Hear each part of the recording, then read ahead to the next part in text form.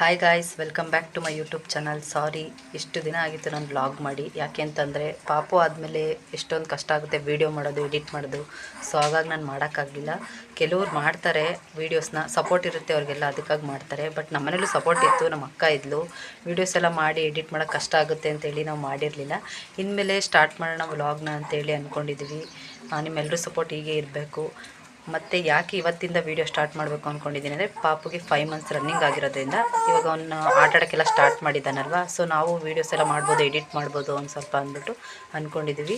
ಇವತ್ತು ಅವನು ದಬಾಕೊಳ್ಳೋಕೆ ಸ್ಟಾರ್ಟ್ ಮಾಡಿದ್ದಾನೆ. ತುಂಬ ಖುಷಿ ಆಗ್ತಿದೆ, ಅದಕ್ಕಾಗಿ ಬ್ಲಾಗ್ ಸ್ಟಾರ್ಟ್ ಮಾಡಿದ್ದೀನಿ ಇವತ್ತಿಂದ. ಅದರದ್ದು ಕ್ಲಿಪ್ಸ್ ಹಾಕಿದ್ದೀನಿ, ನೋಡ್ಕೊಂಡು ಬನ್ನಿ. ದಬಾಕೊಳ್ಳೋಕೆ ಸ್ಟಾರ್ಟ್ ಮಾಡಿದಾಗಿಂದ ನಾನಂತೂ ನೋಡಿ ಸಖತ್ ಖುಷಿ ಪಡ್ತಾಯಿದ್ದೆ. ಎಷ್ಟು ಟ್ರೈ ಮಾಡ್ತಿದ್ದ ಅಂದರೆ ಅವನು ಹಿಂಗೆ ಇದೇ ಥರ ಟ್ರೈ ಮಾಡ್ತಿದ್ದ, ಬಟ್ ಆಗ್ತಾನೆ ಇರಲಿಲ್ಲ. ಕೊನೆಗೂ ನನ್ನ ಮಗ ಇವತ್ತು ದಬಾಕೊಂಡ. ನಾನಂತೂ ಸಖತ್ ಖುಷಿ ಆಯಿತು. ನಾನಂತೂ ನಮ್ಮ ಮನೆಗೆ ಬಂದವ್ರಿಗೆಲ್ಲ ಪಾಪು ಇವತ್ತು ದಬಾಕೊಂಡ ಅಂತಲೇ ಹೇಳ್ತಿದ್ದೆ. ಅಷ್ಟು ಖುಷಿ ಆಯಿತು. ಅವ್ರ ಅಪ್ಪನೂ ಸಖತ್ ಖುಷಿಪಟ್ಟರು. ಮತ್ತು ನನಗೆ ಯೂಟ್ಯೂಬ್ ಮಾಡೋಕ್ಕೆ ಅವಾಗೆಲ್ಲ ಯಾರೂ ಸಪೋರ್ಟೇ ಮಾಡ್ತಿರ್ಲಿಲ್ಲ. ಬೈತಿದ್ರು ಸುಮ್ಮನೆ, ಯಾಕೆ ಅವೆಲ್ಲ ಸೋಷಿಯಲ್ ಮೀಡಿಯಾಗೆಲ್ಲ ವೀಡಿಯೋಸ್ ಎಲ್ಲ ಅಪ್ಲೋಡ್ ಮಾಡೋದು ಹಾಗೆ ಹೀಗೆ ಅಂಥೇಳಿ.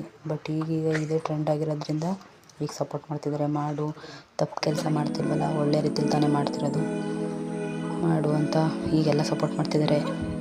ಬಟ್ ಆಗಲೇ ಸಪೋರ್ಟ್ ಮಾಡಿದ್ದಿದ್ರೆ ಮೋಸ್ಟ್ಲಿ ನನ್ನ ಯೂಟ್ಯೂಬ್ ಚಾನಲ್ ಎಲ್ರಿಗೂ ತಲುಪ್ತಿತ್ತೇನೋ ಅಂತ ನನ್ನ ಅಭಿಪ್ರಾಯ ಅಷ್ಟೇ. ಫೈನಲಿ ರೋಲ್ ಆದ. ನಮಗಂತೂ ನೋಡಿ ಸಖತ್ ಖುಷಿ ಆಯಿತು. ಎಲ್ಲ ತಂದೆ ತಾಯಿಗೂ ಇದೊಂದು ಖುಷಿ ಇರುತ್ತೆ ಅಲ್ವಾ. ಮಕ್ಕಳು ಬೆಳವಣಿಗೆ ನೋಡಿ ಎಷ್ಟು ಖುಷಿ ಪಡ್ತಾರೆ, ಅದೇ ರೀತಿ ನನಗೂ ಸಹ ಖುಷಿ ಆಯಿತು. ಇನ್ಮೇಲೆ ವ್ಲಾಗ್ ಕಂಟಿನ್ಯೂ ಆಗುತ್ತೆ. ಸೊ ಇವತ್ತಿಗೆ ವಿಡಿಯೋನ ಇಲ್ಲೇ ಎಂಡ್ ಮಾಡ್ತಿದ್ದೀನಿ. ಅಷ್ಟೇ ಮಳೆ ಕೂಡ ಎಷ್ಟು ಜೋರು ಮಳೆ ನೋಡಿ. So thank you for watching. Subscribe ಮಾಡಿ, ಲೈಕ್ ಮಾಡಿ. Thank you.